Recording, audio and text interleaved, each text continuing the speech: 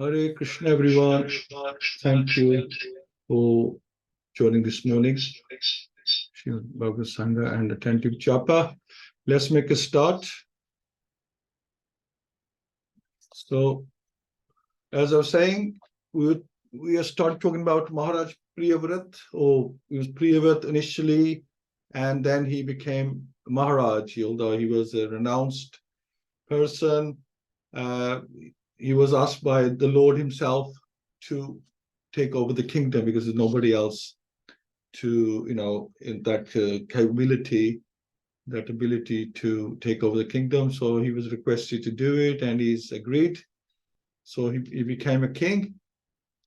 So Sri Sukadeva Goswami is explaining to Maharaj Parikshit about this. And he says, after his father, Maharaj Priyavar, now actually that's what we discussed last week. So today, now Maharaj Priyavar, he's done what he was going to do. And now he's departing, he's going back to spiritual life. Okay. So Maharaj Priyavar's first time is nearly over. Now his son is taking over. So we're talking about Agnidhra today. So Maharaj Priyavar departed to follow the path of spiritual life by undergoing austerities. Agnidhra completely obeyed his order, strictly observing the principles of religion. He gave full protection to the inhabitants of Jambudvip as if they were his own begotten sons. So, following the instructions of his father, Maharaj Priyavar, Maharaj Agnidhra ruled the inhabitants of Jambudvip according to religious principles. Now, these principles are exactly contrary to the modern principle of faithlessness. As clearly stated here, the king protected the citizens the way a father protects his begotten children. How he ruled the citizens is also described here. Strictly according to religious principles, it is a duty of the executive head of state to see that the citizens strictly follow religious principles. So that's one thing the government needs to do, which no longer happens. Everybody's freedom for this, freedom for that. Maybe it's freedom gone too far. Now people can do whatever they want. The Vedic religious four ashramas, dharma, duties of the four varnas and four ashramas, dharma refers to the principles given by the Supreme Personality of Godhead. So they're saying that religious principles should be followed by in the order of the varna ashrama dharma, which you know about Brahman, Kshatriya, Vaishya, and Shudras. So according to people's qualities and activities, society should be divided into these four varnas. These are religious principles, and it's the duty of the head of state to see that his citizens strictly follow them. He should not merely act officially. He should be like a father who is always a well-wisher of his sons. Such a father strictly observes whether his sons are performing their duties, and sometimes he also punishes them. So he's saying that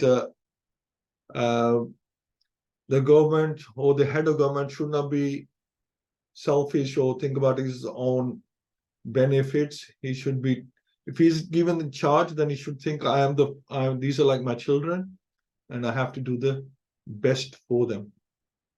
So let's do a prayer. Om Namo Bhagavate Vasudevaya. Om Namo Bhagavate Vasudevaya. Om Namo Bhagavate Vasudevaya.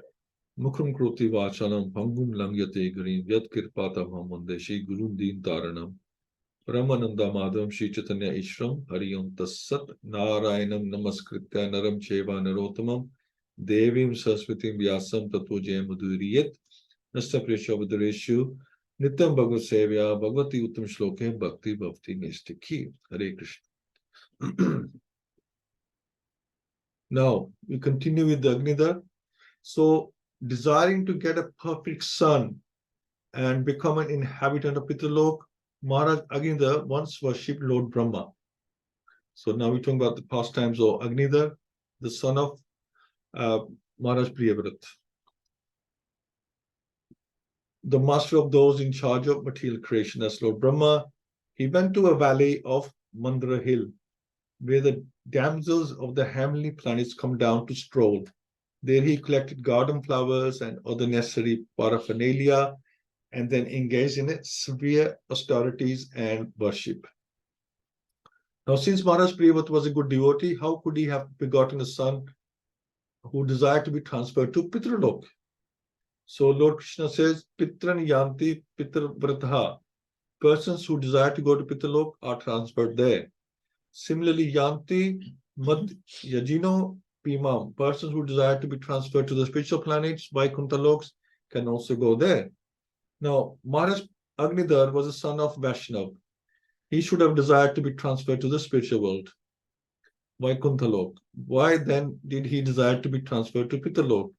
In answer to this, Goswami Giridhar, one of the Bhagavatam commentators, remarks that Agnidhar was born with Maharaj when Maharaj Priyavrat was infatuated by lusty desires. This may be accepted as a fact because sons are begotten with different mentalities according to the time of their conception. According to the Vedic system, therefore, before a child is conceived, Garbhadan Samskar is performed. So Maharaj Agnidhra desired to be transferred to Pitralok, and therefore he needed a wife, because anyone desiring to be transferred to Pitralok must leave behind a good son to offer yearly pind or prasad from Lord Vishnu. So you're probably wondering why 1 minute we're talking about Maharaj Agnidhra wanting a good son, and then we're going to talk about Pitralok. How does that fit? Now it explains here that he's thinking ahead. Agnidhra is thinking ahead that I want to go to Pitralok. So for that reason, I need a really good son who will do all the necessary things when I leave this body. So that's why he wants a good son. So Maharaj Agnidhra wanted a wife from a family of demigods. Therefore, he wants a good son. For that reason, he wants a good wife as well, who will give him a good son. Although he also mentions here that the mentality of the father and even the mother, it depends on, when you conceive a child, it depends on your mentality at the time, with what mentality you conceive the child. And that's the kind of mentality the child will be born with. So he went to Mandra Hill, where the women of the demigod generally come to worship Lord Brahma. So he was looking for a wife, good wife from there. Now, understanding King Agnidhra's desire, the first and most powerful created being of the universe, Lord Brahma selected the best of the dancing girls in his assembly, whose name was Purvachiti, and sent her to the king. So these are the dancing girls in the heavens. So normally you would think a dancing girl becoming somebody king's wife. It's nowadays that probably would be questioned. But here, these although she's mentioned as a dancing girl, but she's come from the heavenly planets, so she has good caliber. Lord Brahma could understand Maharaj Agnidhra's desire because he is as powerful as Lord Vishnu. As Lord Vishnu, situated as Paramatma, can understand the desire of the living entity, so Lord Brahma can also understand the living entity's desire. This is because for Vishnu, by a medium, informs him. It's not that Lord Brahma is Vishnu himself, it's that he's connected. He has a direct connection with Lord Vishnu. So Lord Vishnu informs him about other people's desires. If he needs to know this, then Lord Vishnu tells him. So Lord Vishnu informs Lord Brahma of everything from within his heart.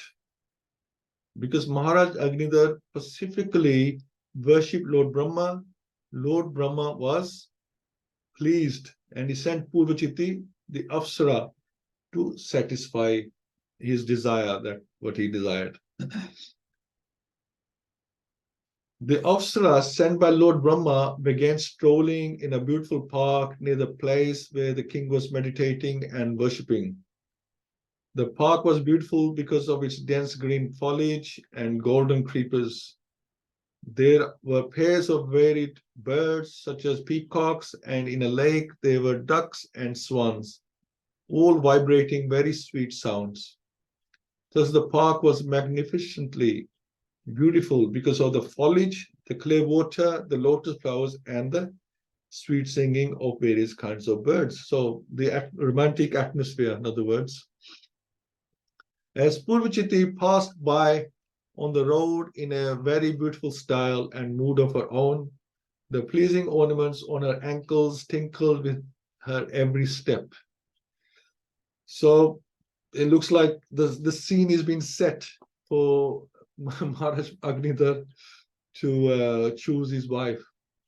Although Prince Agnidhra was controlling his senses, practicing yoga with half open eyes, he could see her with his lotus-like eyes, and when he heard the sweet tinkling of her bangles, he opened his eyes slightly more and could see that she was just nearby. So, Srila Prabhupada mentions that even the advanced yogi Vishwamitra broke his mystic practice to unite with Menaka and beget a child known as Shakuntala.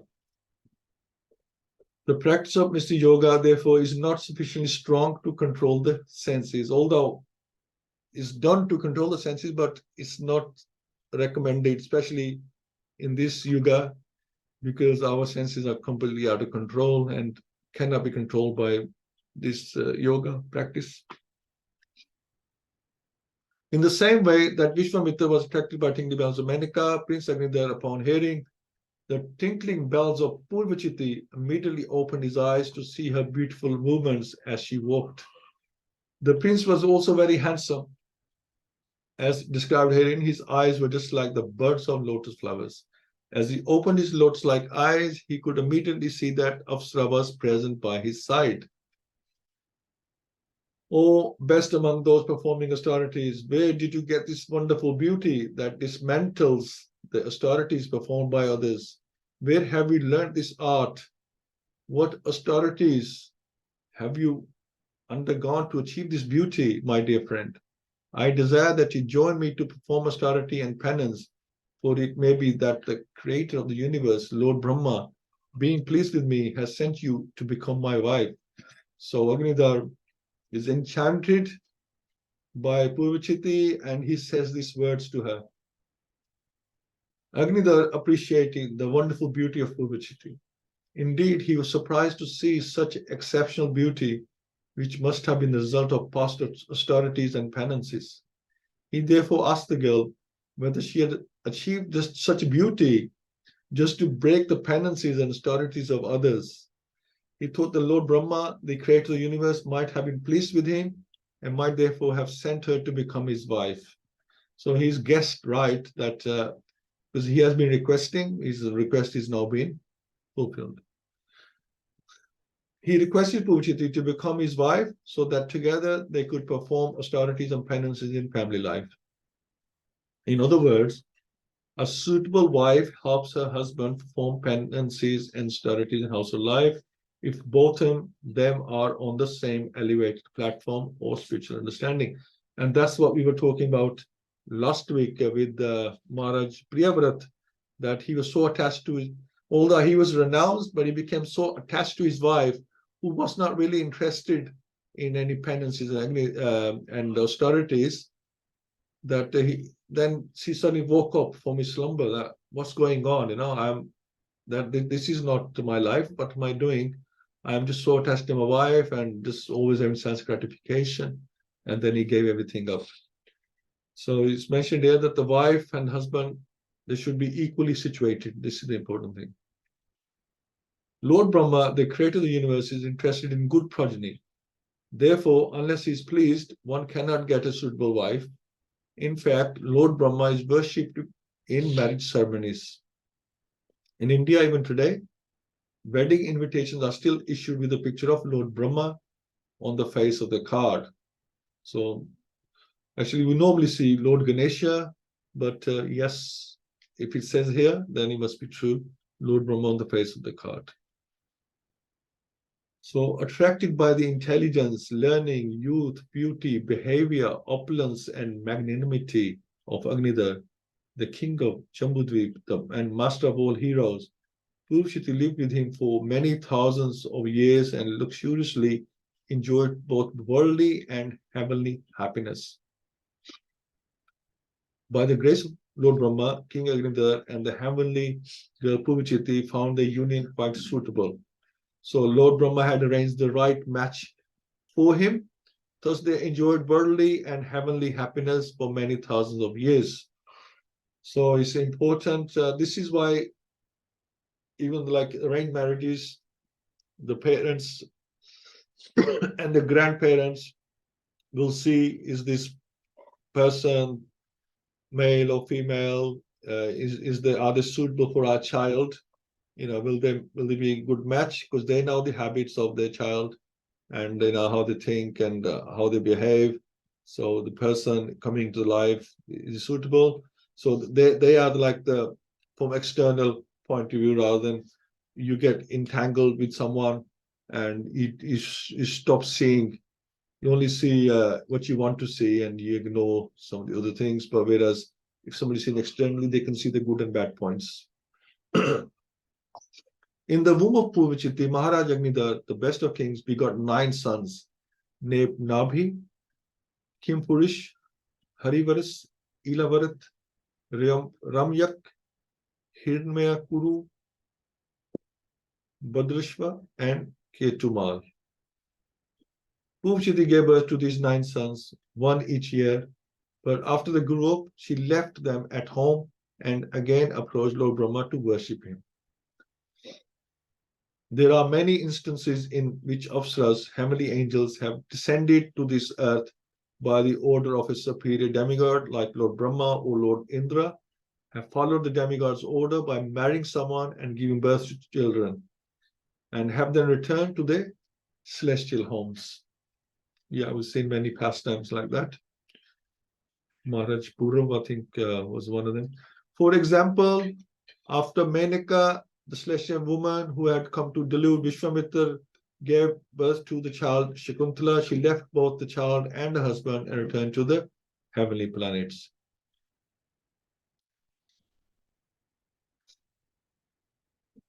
Purvachiti didn't remain permanently with Maharaja Agnidhra. After cooperating in his household affairs, she left Maharaja Agnidhra and all 9 sons and returned to Brahma to worship him. So after Purvachiti's departure, King Agnidhra, his lusty desires not at all satisfied, always thought of her. Therefore, in accordance with the Vedic injunctions, the king, after his death, was promoted to the same planet as his celestial wives. So whatever you think of, or whatever you attach to, that's where you will go. That planet, which is called Pitalok, is where the Pitas, the forefathers, live in great delight. If one always thinks of something, he suddenly gets a related body after death. Maharaj Agnidhra was always thinking of Pitalok, the place where his wife had returned. Therefore, after his death, he achieved that same planet, probably to live with her again. And Bhagavad-Gita says, Yam Yam Vapisman Bhavam Tejati Ante Kalevram Tam Tam Eveti Kuntya Sada Tad Bhav Bhavitaha. Whatever state of being one remembers when he quits his body, that state he will attain without fail. We can naturally conclude that if we always think of Krishna or become fully Krishna conscious, we can be promoted to the planet of Goloka Vrindavan, where Krishna eternally lives. So after the departure of their father, the 9 brothers married the 9 daughters of Meru, named Meru Devi, Prati Rupa, Ugra Damstri, Lata, Ramya, Shama, Nari, Bhadra, and Devviti. So now a new dynasty will begin. So that was the story of Agnidhra, that I think he had some of the propensity, like his father was in a lusty state when he was conceived, and that passed on to the son. And then, you know, he didn't quite fulfill the mission of human birth. and so ended up in Pitalok. So we have to be very careful that where we focus our consciousness, that we don't waste this life. I think that's the ideal. So thank you all so much. See, a lot of devotees they're going, they don't want to discuss this topic, but that's fine. Maybe we can ask Shureshya Mataji. Hare Krishna Mataji, nice to have you back. How are you? I'm fine, Bhuji, thank you. Hare Krishna. Mataji, any would you like to tell us anything about this story, this pastime, anything? What I can understand that everybody is different and he have different desires. Even the saintly people, mostly they follow the Vedas and they choose different planets to go to. And that in olden days they used to do a lot of sacrifices to achieve any planet. And different kind of the sacrifices mostly from the Vedas. And they used to do yogas as well to control their mind, just like they used to do dhyana yoga. Someone would wanted to make into personal Brahma, and then the dhyana yoga, so that they can choose any planet like Agnidhra he was doing it. I mean, he wanted to have a son. That's why he was trying to put the law. And then people doing bhakti yoga, like Krishna says in Bhagavad-Gita, yanti jata yanti prityanti pritjana bhanti enta bhujya yanti mam madhyasti, something like that. That whatever you desire, when you go to that planet, and because there's no restriction, people have their choices. But Bhakti Yoga is so beautiful. The other planet you go, but you have to, after stopping so many, not permanent, you come back. But with Bhakti Yoga, you go to Krishna's planet and you don't come back. There's no death, birth again. Like Krishna says in Bhagavad-Gita, that material activities and the results end with the body. But wherein Krishna consciousness carries a person again to Krishna consciousness, even after the loss of the body. At least one is sure to have a chance in the next life of being born again as a human being, either in the family of great cultured Brahmana or in the richest attractive family. That will give one further chance for elevation. That is the unique quality of work done in Krishna consciousness. That is the only bhakti yoga. I mean, take you to Krishna. Like you don't have to pray for anything, like for a son or anything. If you do bhakti yoga, when you go to Krishna lok, Krishna will provide everything. You don't even in the Shrad. I mean, you don't have to do Shrad. Krishna is there already to help you. And then the senses are very, very strong. Even it carries over the person of saintly person from his goal. Like we have read about Vishwamitra, he was doing tapasya and then he was distracted by Menaka, and then is Agnidhara, twinkling of the bells, because Indra always sent some priests after to disturb the austerity. And Vishwamitra and even Narad Muni, he was carried away by his senses. I mean, it's not in Bhagavatam, but it's in Ramayana that even he was such a devotee of Lord Ram, Lord Krishna, Narad Muni, but he was carried away. There's a long story about it. And so if they can carried away by the senses, we are nothing. So we have to try to engage our senses as much as we can in artistic activities. And then we don't have to find anybody to do shad. So Krishna says, I'll take care of everything. You don't have to worry about it. वो सर्वाणी कर्माणि मयि सनस्ते मत्परा आगे ने मां जानते पासे तेषाम हम सब जनता मृत्यु संसार चाल भवानी क्या मैया बेचिता. Just do your activities and I'll take you. I will take you from this material world. So, but even some people have different, I mean, the rishis, they have different goals.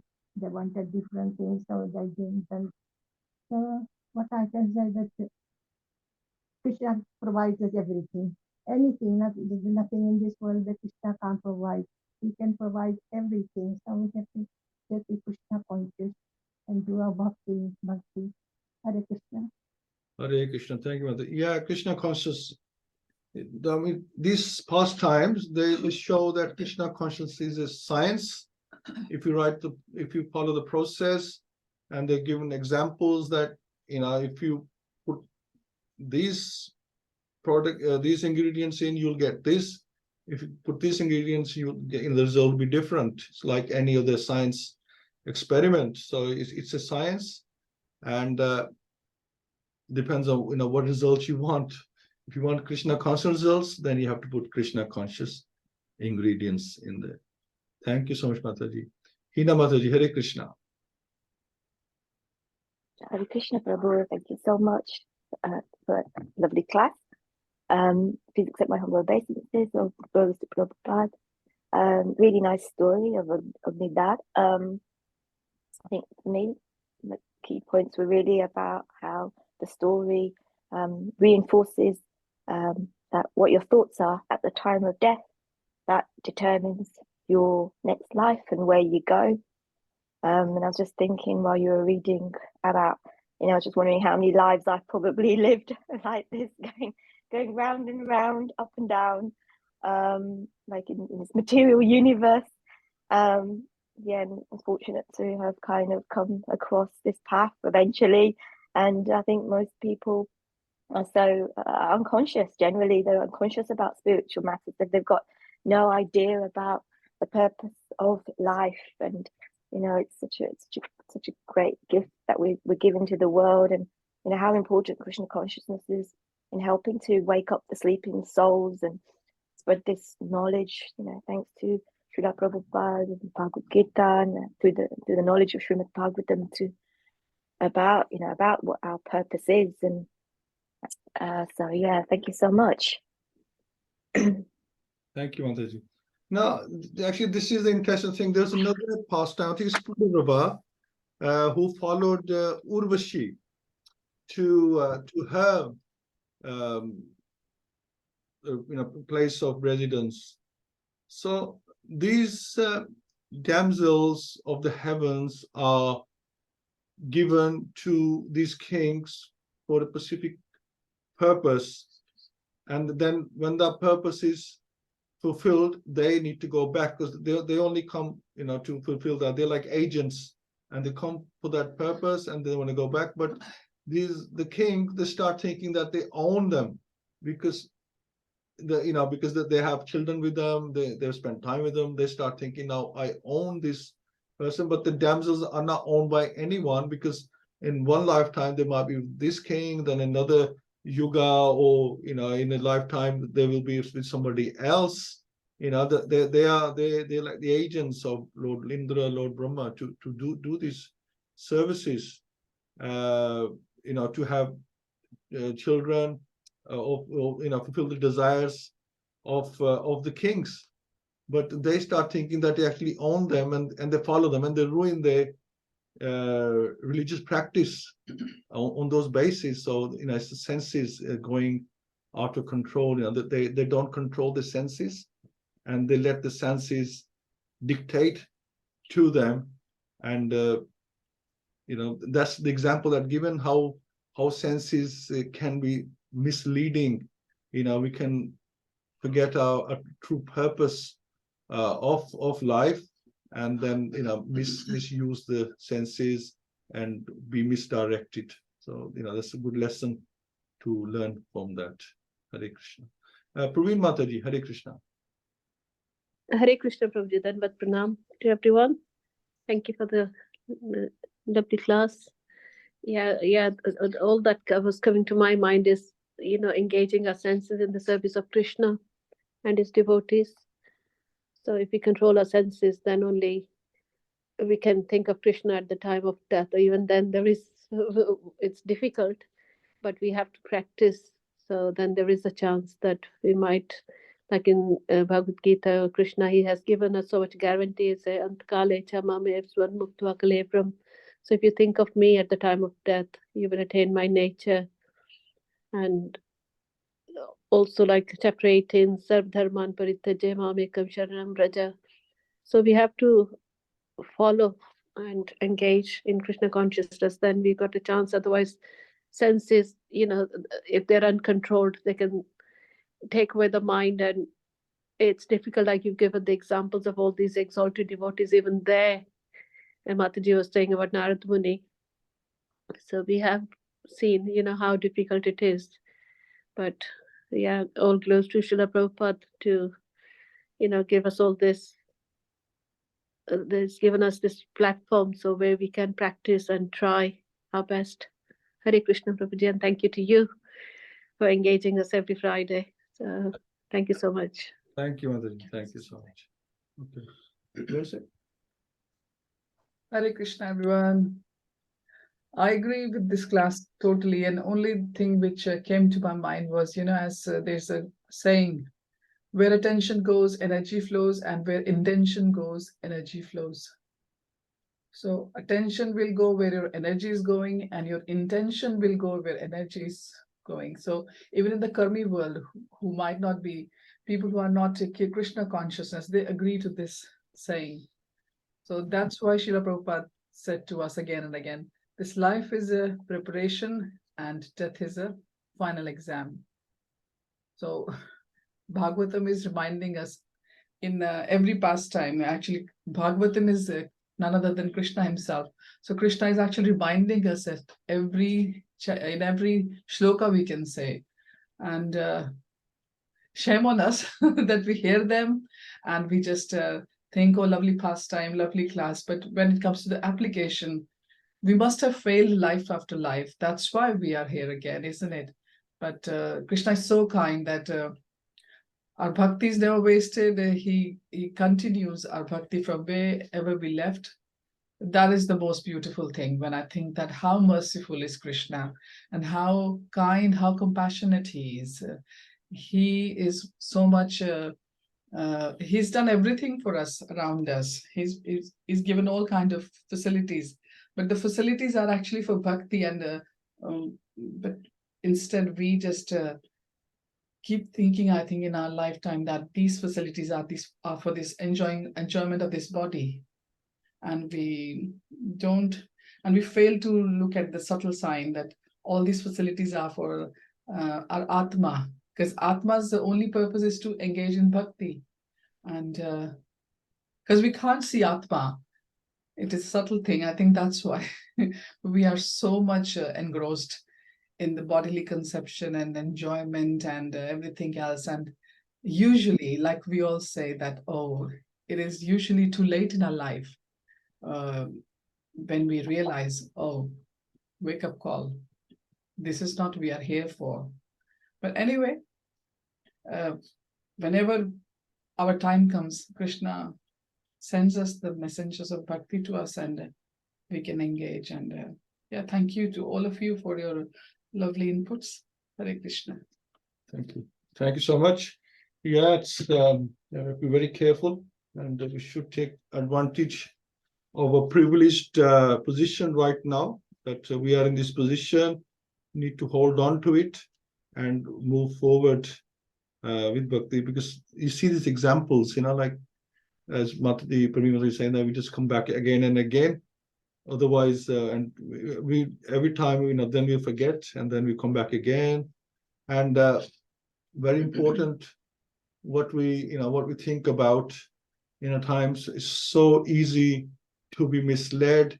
See some of these programs, there's a program about guide dogs, which, guide dogs, no doubt, are doing a very nice job, helping the blind. The people get a choice of which dog you want, dog to suit the person. They practice with different different dogs to see which one has the right pace for them, has the right demeanor, temperament. They can feel, the blind person can feel that this dog is right for me.